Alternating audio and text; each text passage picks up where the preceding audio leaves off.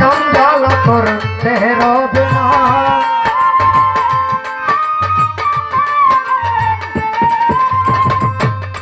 বিন্দু পান করলে মধু জঞ্জাল করতে হবে না। তুইলে গুরু উপাসনা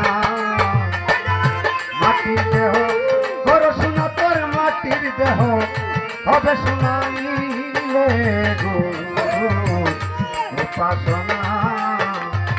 জন্ম বরণ হবে বরণ, জন্ম বরণ হবে বরণ, আসা যাওয়া আর হবে না নিলে গুরু উপাসনা।